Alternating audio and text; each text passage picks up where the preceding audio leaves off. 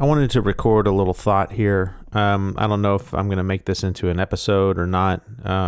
We'll just see what happens. But I just had a full on, tears running down your face moment of beauty. I had a God moment, and I've had really like two or three of these in the past. I would say week or so, like a 7-day period, right?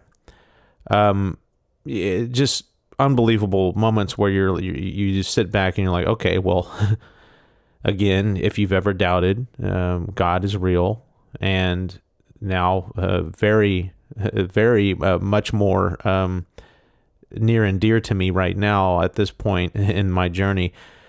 Jesus is real too, and that was the last piece of the puzzle. That was. What did I tell someone the other day? That Jesus was the easiest part of this whole equation for me to refute and for me to dismiss and laugh off. Back when I was an atheist and a nihilist and strict, staunch rationalist and a science worshiper and all this other stuff, it's like when you think about the logic, okay, of Jesus, it's kind of ridiculous. And it pains me to say that now because I know him to be absolutely real. But if I were to just like kind of pretend like these amazing experiences that I can't explain, if the rationalist part of me will never be able to explain this. Well, I mean, I can, but it's like I can explain all the happenstance, probabilistic BS, right? I can explain that all day long. What I cannot explain is why someone like me thinks now that this is 100% real. And it's 100% faith-based. And that's kind of the point of what I'm going to be talking about today. But yes, he's very easy to just dismiss and laugh off. And that's why it's such beautiful poetry. That it is the most important and most amazing part of this puzzle, and also the part of the puzzle that I have to 100% just rely on faith here. I can't attack this from any angle really with my cherished science or anything like that. It's this last piece is pretty much 100% faith-based, as it should be, because, I mean, that's the whole point of all of this. And so, again, very incredibly beautiful poetry. In fact, this whole journey, y'all, if you go and you really analyze all of the lessons that I've learned and the timing in which I learned them, it's as if there's like this school, right? For all you teachers out there, you'll appreciate this, or maybe you won't, because I've heard that lesson planning is really difficult. Actually, the whole job of being a teacher is really difficult, but I've heard that lesson planning can be like pull your hair out kind of stuff. But and I guess it depends. Well, but whatever. Anyways, my point here is that if there was a school out there, right, and there was a principal of the school, right, and or something. I don't know how all the grading works. Right? I guess it's like assistant principals or something that review a teacher's work. I don't, whatever. Let's forget the details of this analogy, right? And let's just imagine that there's a school and there's a principal, and let's say that there's one teacher in this school, and the principal tells the teacher, like, "Hey, look, you need to teach Andrew the most important lesson, not only in life but in the whole of existence. You had better lay out a really good lesson plan for this, like to where you introduce him, you give him a little taste of a subject just to pique his interest, just to kind of like quench that thirst, right? But then you pull it back a little bit, so you get him wanting more, and you get him to where he meets you halfway, and then you give him something else that just absolutely blows his mind, and you pull back a little bit, and then and it's really, it's that, but it's also the sequence of the lessons, right? It's like if you were trying to lead someone to Jesus, if that is the ultimate answer, right? And I can just see the people thumbing down this video right now. There's one person out there, I don't know who it is, because I always get one thumbs down on any of the Jesus videos I do. But anyways, just try to not get upset, y'all. I'm not trying to attack you. I need to get to the point here, y'all. What I'm saying is I had the most perfect lesson plan you could possibly imagine. If you got a group of like the best teachers who ever made the best lesson plans ever made and stuff like that, right? And you coupled them up with the greatest writers of all time, and your directive to them is like, hey, I want you to make the most beautiful and the most amazing lesson plan to teach Andrew the truth here, right? But I also want you to make it so beautiful that it's literature and poetry, and the writers, that's your job. Okay, let's collaborate and make this happen, y'all. That's what this is, y'all, in my opinion. And I hate to disagree with the one person out there that's thumbing down my videos about Jesus and stuff, but I mentioned I was in tears earlier, and that I've had several God moments in the past week or so. And I'll just go right out and admit that my latest, every single one of these amazing God moments have been Jesus moments. And I can't help that. Okay, I'm sorry that this might offend you, but again, I can't help that my journey has made this turn. Again, I didn't even want this, but it's happening, and I can't deny it. But anyway, yeah, I had a string of synchronicities with amazing messages, okay, in which the MC of these messages seems to be Jesus. I mean, there's no other way to say it. And so I'm going to play you a soundbite that is the most recent example of this, okay? But keep in mind here, before I play anything, and I hate to be so abrupt here, okay, and so egotistical in a way, but I basically have evidence of Jesus's existence, and that he is not only real, but that he is in communication with me, okay, in open communication. But with that being said, trust me when I say that I understand and appreciate any doubt here, okay? I mean, there are some major intellectual leaps and some suspension of disbelief that a skeptic must kind of, or not even kind of, you really have to meet me halfway here, in order for you to even entertain the possibility of any of this being real, okay? I get it. I totally get it. But if you've been following my journey so far and, you have the full context and you are somewhat in line, at least with my school of thought here, my logic on this, or if you're still a skeptic, but you can kind of entertain a thought without fully embracing it, again, I basically have proof here, y'all, that Jesus is real and that he's communicating with me. Not only that, if you believe my take, a precedence has been set here on the method of communication. Okay, like early on in my psychedelic experiences, I knew from the moment that God essentially took control of my body and used me essentially as a puppet on several experiences that God's will can meld into our will. And again, he can use us as puppets and or mouthpieces, essentially, to communicate to us. And again, I've been on both sides of this as the puppet and the recipient of this communication. In fact, sometimes, and most of the time, it was both at the same time. And this kind of thing happens so often and so frequently that if I were to sit here and list out examples, I would basically just list out all 36 episodes of my podcast, okay? And we would be here forever. So I'm not going to do that. I'm not going to get into all these examples, but there are tons, okay? But that precedence has been well established. And yes, it plays into this whole life as a joke thing that I always talk about, and it also reconciles with free will in this amazing, absolutely cosmic theory that I've developed. And don't get me started on that, or we'll be here for another, hour and a half talking just about that. So that's going to be its own episode. But again, this method of communication has not only been well established, but also well demonstrated. And it has also been established, at least to me, that this voice that I've heard, specifically on my last trip and thereafter, that calls himself Jesus, claims to be life itself, okay, consciousness, okay, that which gives rise to and animates otherwise lifeless matter in such a way that this matter is not only sentient, but can also feel.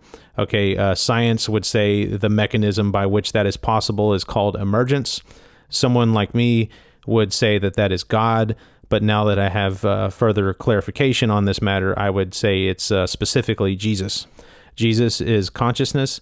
Jesus is life. Jesus is eternal life, and life cannot be stamped out.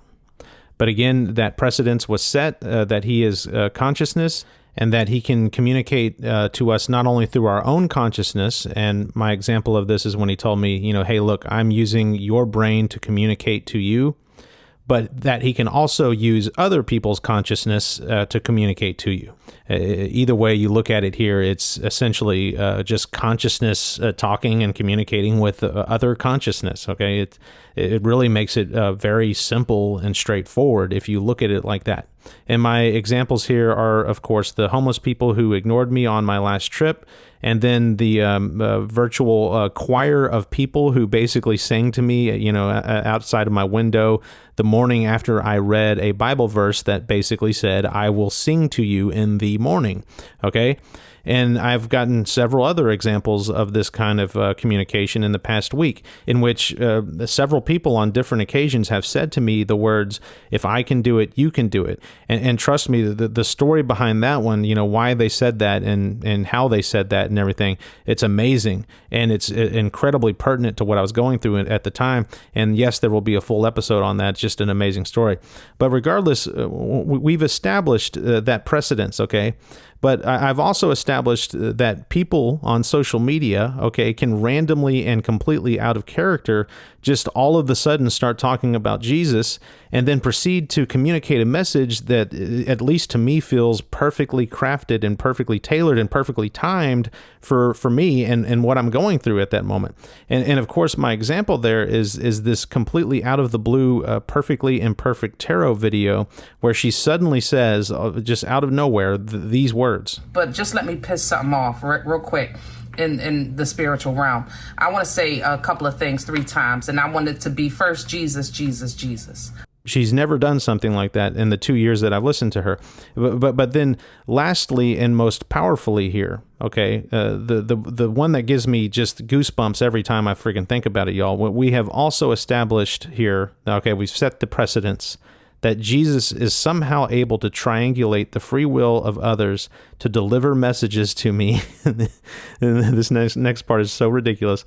In the form of song lyrics. Okay, so in my example there is my best friend was randomly compelled to send me a song whose lyrics he did not look up and whose lyrics are in Spanish, right? You need to translate them. And when I did, lo and behold, I discovered that these lyrics, it's just undeniably Jesus talking to me here, okay? I mean, making specific references about conversation points from our last interaction, with the whole "I will ignore you again" thing. It's like, just in case I doubted, here is this specific thing that makes you go, "Holy moly." And so all of that, y'all, is not only well established with me, but again, to me, it constitutes a giant pile of evidence that is so tall and so vast and overwhelming that it's circumstantial nature, because make no bones about it, it's definitely circumstantial and even worse, like anecdotal and subjective, which is far worse. But again, the evidence that I have here, to me, is so powerful and overwhelming that its circumstantial nature is just an afterthought. Okay, so keep that in mind, okay, when you hear what you're about to hear. But also keep in mind the timing in which I stumbled upon this video that you're about to hear. Okay, so I found this video immediately after I released my own video on TikTok recounting my first God experience. You remember the whole light on the porch thing? An experience that, again, kind of hearkening back to the point I made earlier in this episode, is way too easy to explain away both logically and scientifically for me to really take seriously at all. Okay, for it to be such an earth-shattering moment in my life, or for it to change my life. I found God that night, y'all, and it was just a light on a porch, for crying out loud. It's really taking everything in me not to rehash the whole story. Okay, I almost did right there. In fact, I'm going to do a re-release of trip number 2, diving into this subject deeper, because I don't think I did a good enough job on that episode. But regardless, I'm gonna spare you that deep dive right now. Okay. That's the full context. Okay, I released that video and immediately started thinking to myself, like, sheesh, the skeptics out there are going to have a friggin' field day with this one, because it's so easy to dismiss and dismantle and tear apart. And so I'm thinking this, and then randomly I saw a notification that someone had subscribed to my channel, right? And I have to admit here, okay, I hate to admit also, I mean, I'm a happily married man, okay, but this notification was a beautiful woman, okay, and so that struck me. But what also struck me was her TikTok handle, her username or whatever you want to call it, was something to do with tarot. I don't remember exactly what it was, but it was something tarot. And so I clicked on her profile, and the very first video that I saw, okay, the most recent one, and the only one that I clicked on, was this one. One last little piece of context here, y'all, and I know I keep just doing these little offshoots, I'm sorry, but another piece of context is that for the past week or so, it's been really intense, my fear, my existential fear of just what I'm doing with my life and everything, and I know y'all hear it all the time, but I quit this really well-paying job, and I flirted around with the idea of trying to kind of get back into that recently, but I've abandoned that idea. And so now I'm back to just being friggin' broke with very little prospects. And it seems like that this is my calling, this podcast and communicating to people about my experiences. It's an unbelievably, undeniably amazing story that needs to be told. And it seems that this is my path, but I do not see any way of making a living, at least anytime soon, on this path. And the frustrating part is, like, in order for me to get this off the ground, I need to devote time and energy to it, which is money. And I don't have that. And I, need that. And so I'm in between the devil and the deep blue sea here. So I'm worried. And so that's another little piece of context going into this video, which I will now play. This is what I saw. There's a message coming through from Jesus, and I don't channel for Jesus very often, but I'm just seeing that golden orb around his head here. And I'm hearing, slow down, you're doing fine. You can't be everything to everyone. Before your time, those are the wrong lyrics, but you know what I'm talking about, Billy Joel Vienna. And maybe that's the thing. You don't do things the way that they're supposed to be done. But there's something about your inner child that loves this. And he is encouraging this. When you operate, I'm hearing when you operate from the heart, you will always make the right choice. Don't force, don't follow, just flow. Don't feed the anger. I'm seeing a frog that's morphing into a crocodile. So frogs sometimes, I'm hearing wealth. Frogs sometimes represent abundance and wealth. However, there's something that you're chasing rather than attracting, and this abundance has a bite, a nasty bite.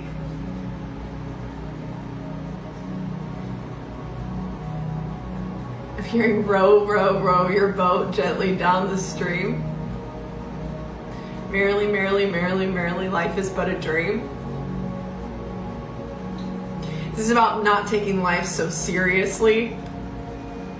He's saying the way in which I allowed, or not, he's not saying allowed, but was able to, be persecuted, but still persevere, was because life is just a dream.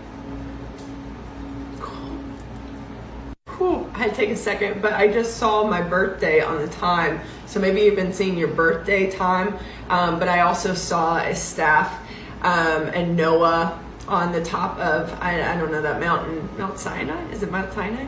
And maybe there's something you're building like the ark. Maybe there's something that you're building that others don't understand, and you're having a hard time staying strong in this process.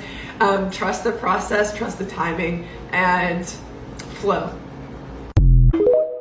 So yeah, there's a lot to take in from that. Okay, so we're going to break it down to the basics. Okay, the message here is basically relax, don't be so antsy, don't be focused on wealth because it's a double-edged sword, and also don't get wrapped up in the struggle because the struggle is an illusion.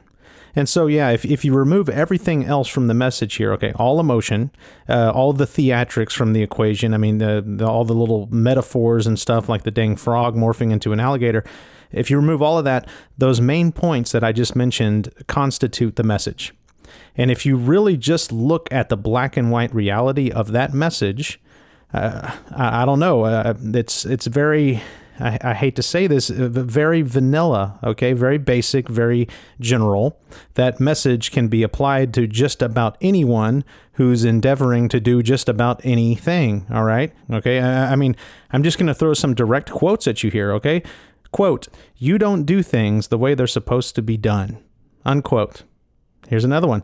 Quote, "Maybe there is something that you are building that others don't understand, and you're having a hard time staying strong in that process." Unquote.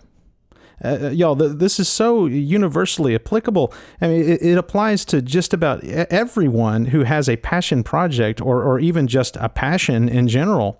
It's so universally applicable that it's almost laughable. Almost laughable. Almost. You see, to me, even knowing the universality here, understanding that generalities paint with a very broad brush here, knowing all of that, this message is still incredibly hyper specific for me. And that's just scratching the first micron of the surface of the specificity here. Okay, so stay with me on this one because things are about to get really deep and a bit crazy. All right. So starting with the fact that the only video on this woman's channel that involves Jesus is this particular video, and it just so happens to be the first and only video that I clicked on. Now, this doesn't necessarily imply a direct correlation. I'm just saying that it's kind of interesting. And then within this video, y'all, not once, but twice, she sings two different songs whose lyrics are clearly a message to the recipient, okay? In this case, me. Okay, she wouldn't have sang these songs in the envelope of a message if it wasn't a message, okay? So it's clear that lyrics are being used here to convey a message. Now, I will cede you that the lyrics here are very general and seemingly, universally applicable. So, things like hang in there, don't stress out, very general stuff here, okay? But again, despite the universality here, it's still very applicable to me. And again, Jesus, okay, and song lyrics. This is clearly one of those established precedences, or I don't think that's a word, but it is now. But this is clearly one of those precedences that I mentioned earlier. And y'all, the lyrics themselves, and strap in because it's about to get deep, okay? But let's take her misquote of the Billy Joel Vienna lyrics at the beginning of the video. She says, quote, "Slow down, you're doing fine. You can't be everything to everyone before your time," unquote. Y'all, even if this is not a direct message from Christ, okay, whoever intended to communicate this message to me, hit the nail right on the head with what I'm going through right now, okay? I mean, y'all, I'm sitting, it's so frustrating with me right now because I'm sitting on the most epic story, in my opinion, of all time. And I basically, again, I have evidence of all this stuff, y'all, and I don't know how to let it all out in such a way that it hits the right ears at the right time and the most amount of ears, all the while not, alienating or just, turning people away, and trying to thread that needle while also trying to uphold and maintain a very, very high standard of quality and polish. This stuff, y'all, has me spinning in circles, second guessing everything.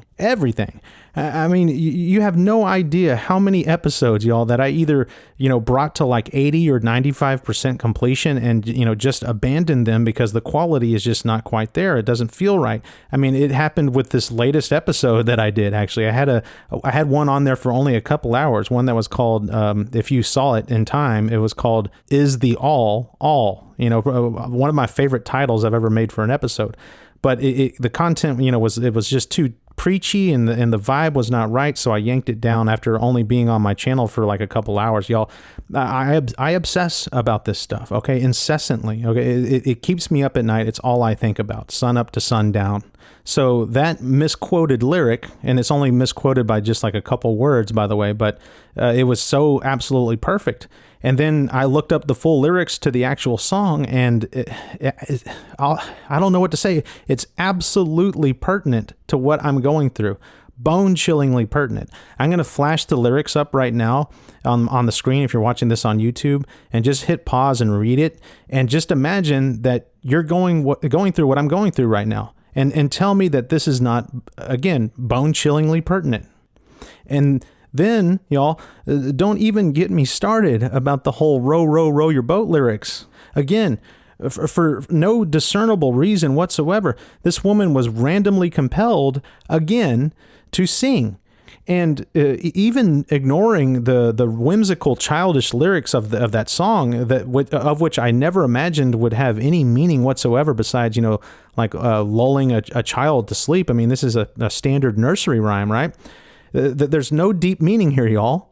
That is until this woman, while holding back tears, by the way, and she eventually bursts into tears and has to stop the camera, says that Jesus himself is telling me that he was able to withstand the suffering and torment that he went through because he knew life is but a dream. And I'm going to play that part again, y'all. And I challenge y'all to, just for a second, okay, just for one little split second here, just put aside, if you can, your baggage, okay, all of your scars, all of your contempt, your anger, your bias, your cognitive dissonance, okay? Anything that's wrapped up in this joke of life here, try to put that aside for just a second, okay? And try to open your heart to the possibility, okay, even just the possibility of unconditional love and unconditional forgiveness, okay? And just pretend, even if you don't believe the story of Jesus here, just pretend it's someone else, okay? I don't care who, okay? I don't care. But someone else who was rejected, persecuted, prosecuted, then tortured and killed for you. And then while you're thinking about that, keep in mind that he didn't need to. Okay, he volunteered to be tortured and killed for you. But not only for you, for the worst things that you have ever done in your life. Okay, imagine someone doing that and then looking you in the face and saying this. He's saying the way in which I allowed, or not, he's not saying allowed, but was able to, be persecuted but still persevere was because life is just a dream.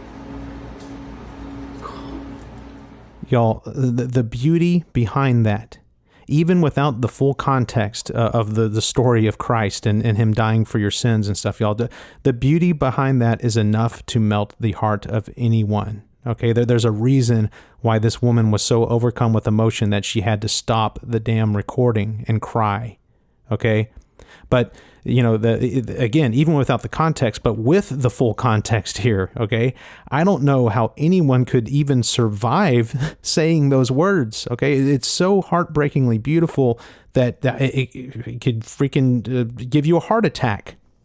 I don't know what to tell you. If you're not moved by that and your heart is still calloused over and you're angry, I challenge you just to pause and rewind and just keep listening until your heart opens up.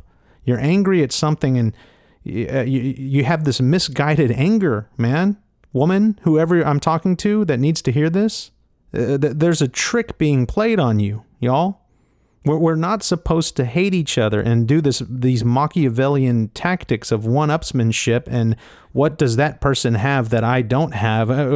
Keeping a scorecard here. This is not what God and Jesus is all about. Forget it. You're being tricked. Okay, remember a few episodes ago when I said that the ballot box is being stuffed with false truths, things that are close enough to the truth that people confuse it with the truth, y'all, but it's still not the truth. You're getting caught up and wrapped around the axle, and I hate to come off as saying that I'm the one who knows the truth here, but I'm going with the flow here, man. And more about that later. There's an unbelievable little message about that. You'd better believe it. But I want to get back to this whole life as a dream thing because it's very important, the message that's being said here. And it's going to tear me up again because it's so beautiful. Life is a dream. Yeah. So God always speaks to me in 4 letters. Let's go down the list, right? So it's life is a joke. Evil is no joke. Our scars are important. That was going off the syllables. Sorry. Our scars are important. That's 4 words. There's another one, y'all, for a trip episode that I haven't released yet. I had a trip in February that was absolutely amazing. And he said another 4-word thing that I'm not going to mention now because it'll give away the episode. That episode will be coming out soon. Don't worry. It's amazing. It's absolutely amazing. But he said another 4-word thing to me. But here's another 4-word kind of like God speak. I call it God speak, or I called it angel speak and God-splaining, right? So God-splaining is always like very simple, very laconic, and I hate to get into the etymology here, but laconic stems from Lacedaemon, which was ancient Sparta, and the Spartans were very known for their really quipped, very poetic just ways of intellectually goon-handing people with their words in just a very short, quipped kind of like phrasing. And just a quick example of this, just because I love this story, it's so great. King Philip of Macedonia sent a message to the Spartans one time saying, hey, if I invade Lacedonia, you will be destroyed, never to rise again. And the Spartans replied with only one word to King Philip's threat there. And that one word was, if. I mean, it's so freaking perfect. And that's exactly how God-splaining and angels speak, as I put it. And that's exactly how it is. It's very, Ernest Hemingway-esque, cram as much meaning as you possibly can into as few words as possible. But life is a dream is 4 words, and there's so much that you can dive into there. The people who subscribe to Hermetic philosophy and all this other stuff, and then but also like Hinduism and Buddhism and everything about life being an illusion. The whole Maya and Lilith thing. It fits perfectly into that. It's like, of course, life is a dream. We're inside of a dream, is what they always say. It's like we're inside of a dream that God is having. But it's also, y'all, and so as amazing as that side of the coin is, which I can't disagree. Like everything that I'm seeing kind of is pointing to that as well. So I agree. But it's also, y'all, the word dream can mean kind of 2 things. Life would be a dream if I could meet you up in paradise from above. What's that song? Life would be a dream, sweetheart. And here we go with these lyrics again, right? And so, you know what? I'm going to actually go look up these lyrics right now and report back here. Let's see. Life could be a dream. Life could be a dream. Let's see the full lyrics. Life could be a dream if I could take you to a paradise up above. If you will tell me I'm the only one that you love, life could be a dream, sweetheart. Da-da-da-da. Anyways, the word dream in this song is a very positive thing. Like, you think about people who describe other people as dreamy, like, oh, that person's very dreamy. It's like they're beautiful. or this song is very dreamy. It's beautiful, right? So once again, God gives you a message in 4 words that has double meaning. And in this case, it meant, 2 things. It meant that, hey, I was able to withstand all the suffering and all the terrible things because life is an illusion, like life is a dream. And that makes total sense. It's like whenever you're having a nightmare, right? And then you have that moment of realizing that, oh, I'm in a dream. Then you're like, oh, okay. And then it becomes this lucid dream and you get to have fun with it. Maybe you make your tormentor in your dream disappear in a puff of smoke, and then you replace that with, I don't know, like your best friend, and you go around like, I don't know, just doing whatever flights of fancy. It usually involves flying. Usually when people have lucid dreams, they're like, okay, I can fly, and they start flying. It's everything becomes this magic show, essentially, whenever you realize that you're in a dream, right?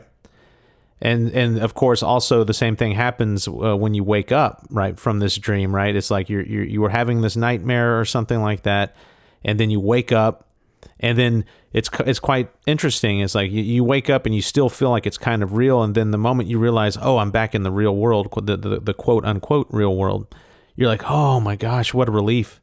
It wasn't real, right? So that's one meaning, right? But the other meaning is just as valid and just as powerful. In fact, I think it's even more powerful, because the other meaning, y'all, is life, is a dream, is life is beautiful, and life is awesome, and life is amazing.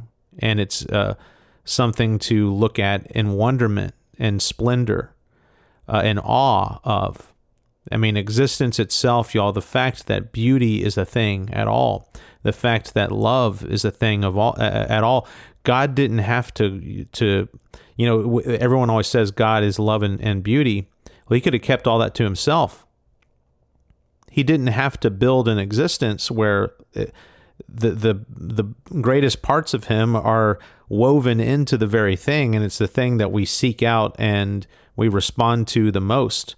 Never forget that even the most vile, wretched people and animals, even, animals that get tortured and all this other stuff, the most tortured, demented, deranged, depraved souls, y'all, will always respond to love every time. I don't care who you are.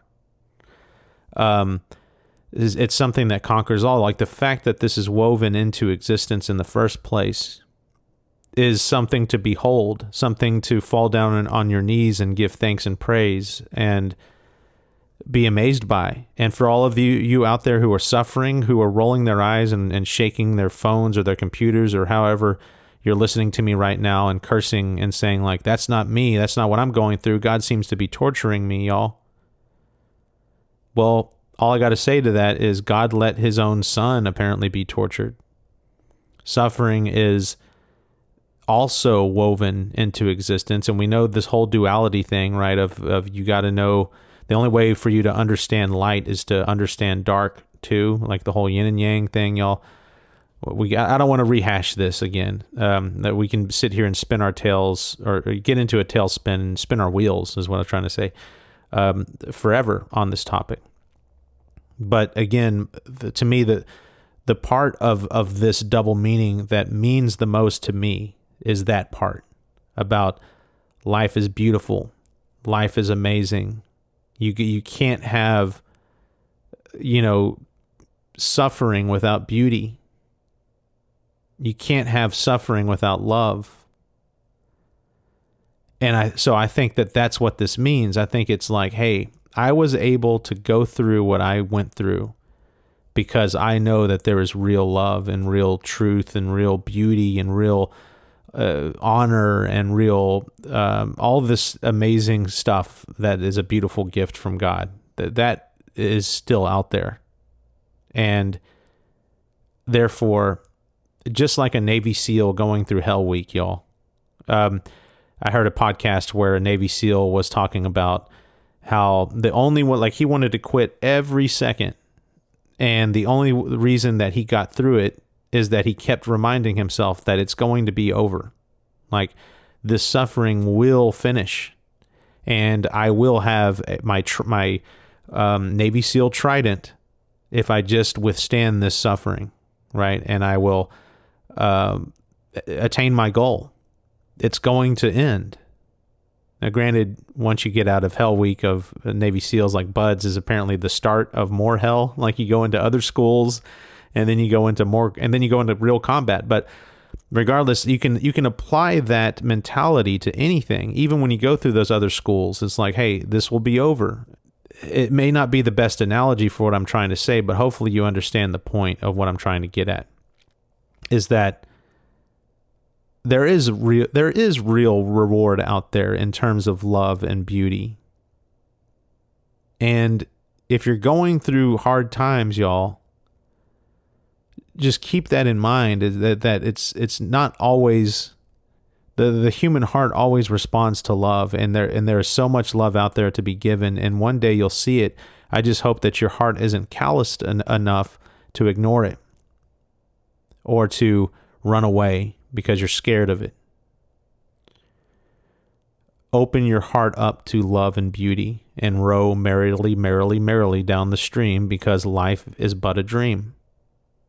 It's a beautiful, absolutely beautiful message with double meaning, like it always is, because life is a joke. And so I, without a doubt, consider that to be the most beautiful part of this message. It's just so perfect and so human. It's just awesome, okay? But actually, as powerful as that message is, it's not actually the most amazing part, okay? So brace yourself for this one, because I find this absolutely freaking unbelievably out of this world amazing, all right? So the lady in the tarot card video, she uses one word twice in the video, and it really leapt out at me, particularly on this day, and specifically while I was recording this very episode, okay? So you're about to hear yet another multi-layered synchronicity captured in the moment, okay? And I've done my best to capture it and show you proof here. So if you're just, kind of casually listening on YouTube here, now's a good time for you to actually look at your screen, okay? Because I'm about to show you proof of a little micro miracle, okay? Well, actually, it's a big miracle in my opinion, because this constitutes proof of Jesus talking to me, in my humble opinion, okay? But just check me out here, okay? So yesterday, while I was en route to a catering gig, okay, I was listening to a podcast called Hidden Brain, which I highly, highly recommend. It's in like my top 3 podcasts of all time. But I'm listening to this episode that's focused on the psychology of teams and teamwork and stuff like that. And if you want to listen to the episode yourself, it's called The Secret to Great Teams. But the episode, it's basically about, what makes bad teams bad and good teams good. And there was this one word that kept being thrown around when they were, describing how highly effective and functional teams are able to be so highly effective and highly functional. And the word they were using was flow. Okay, you can call it flow, you can call it in the zone, however you want to call it, but they were saying the word flow. And I wasn't thinking much of it at the time. I did my catering thing, I came home, and of course, the next day I start recording this very episode here, and I'm re-listening to that tarot card video, and I hear that word pop out. Don't force, don't follow, just flow. Trust the process, trust the timing, and flow. And not only that, you could argue, if you kind of take a couple steps back and just listen and think about the main idea of the whole message, you could argue that flow is the central theme of the entire message. Like, hey, relax, quit stressing, quit fighting against the grain, get into the flow and flow with the flow, right? It's all about flow, essentially. She even ends the whole video with that word. And so I'm realizing that in the moment, and I'm like, this is a little micro synchronicity here, but it doesn't stop there.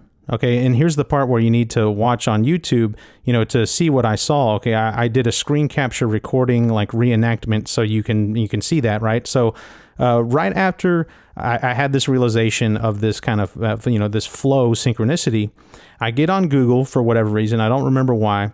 I think I was going to Gmail or something, right? But first of all, notice the date here. Okay, so you can tell that I recorded this today, which is September 29th, 2023. I get on Google, and there's one of those, fanciful, Google banners that usually signifies like some kind of anniversary or something. This one looks all kind of brainy and psychedelic, right? So it piqued my interest. And so I click on it and take a freaking look what pops up, okay? I don't know how to pronounce this guy's name, okay? But it is the freaking psychologist who freaking studied and freaking coined the freaking concept of flow. I mean, what the freaking freak is going on here, people? How much of this anecdotal, circumstantial, subjective evidence or proof or whatever you want to call it do we need here? Once again, this is like a quintuple overlapping synchronicity. But I'm still not done here, okay? While I was capturing that screen recording, I realized that I was running late to a lunch with my wife and my mother, right? So I ran upstairs, and this is what happened. And I'm actually going to just close on this recording because it's just amazing and quite hilarious. Listen to this. This is too good. Okay, so I just ran upstairs in the flow, just recorded a screen capture. Oh, I'll tell Layla later, but I ran up here and I'm like, I'm late to get ready to go to eat with my mom and my wife. And so I run upstairs and I'm like, hey, I'm sorry I'm running late. I'm in the flow. And then you said... Oh, you got your period too? I got mine this morning. So a little bit TMI for those of you at home. Sorry, Layla, this will be shared with like whoever listens to this podcast episode, but she got her period this morning. And I was actually thinking about that in a weird way earlier. I was like, wouldn't it be funny if there was like some kind of period situation here also, like flow and everything? And then lo and behold, I come up and I say that, and she's like, hey, I got my period. I'm No, flow. You said I'm in the flow. No, you said that. Did I say that? I said that? Yeah, you were like, I'm in the flow, blah, blah, blah. Oh, no, I said that, but I didn't say I had my period. No, you said you were in the flow, and then I said, oh, me too. Okay, so you ready to hear what happened? What? So yesterday I was, let me turn this thing off. It's making too much noise for the podcast. You're done. You're done. So yesterday I was listening to a podcast called Hidden Brain. Right, it's really one of my favorite podcasts, and they're talking about what makes effective teams, right? And I was running errands while listening to this, and the thing that they were hitting on like really heavily was this concept of flow, right? So it's like if you're in a team full of people and stuff is just getting done and you're super productive, like you get this energy state where they call it the flow, right? You're in the flow. You've been in that before, I imagine? Yeah. Then, of course, there's the opposite of that where you're in a terrible team and da-da-da. Oh, yeah, that too. Yeah. So it's like, so that stuck in my head. It's like, okay, like flow. Then today, I get on my computer downstairs, and you know how Google has those banners? Like it says the word Google, but it has like a cool like picture that's animated, and then you can click on it and see if so I click on that. Like they had this cool banner that has like this guy with a rainbow and a giant brain, and I was like, that looks cool. I click on it. The guy who they did this little banner about, it's his birthday. Unfortunately, he died a while ago, but it would have been his 89th birthday. It's the psychologist who did work on this concept of flow. Oh, okay. Yeah, Aww. Then the episode that I'm working on is about this video that I saw, this tarot video I saw yesterday, where this lady is suddenly talking about Jesus and stuff, and like kind of like specific directed messages towards me. And then twice in the video, and kind of the main idea of the video is her saying you need to like go with the flow, like the flow is good and stick with the flow. Don't do something that doesn't feel right, if you're in the flow and it's working, that's where you'll find success, and that's where I'll be. Basically, Jesus saying that. And then I came up, having just discovered this, and then I come up and I'm like, flow. And then you're like, oh, you had your flow? I got my flow. It's flows all around. Stuff is flowing, y'all. It's flowing from me. 5 minutes. And I got 5 minutes. I got to flow into getting dressed. So I'm in my pajamas right now. Fun times.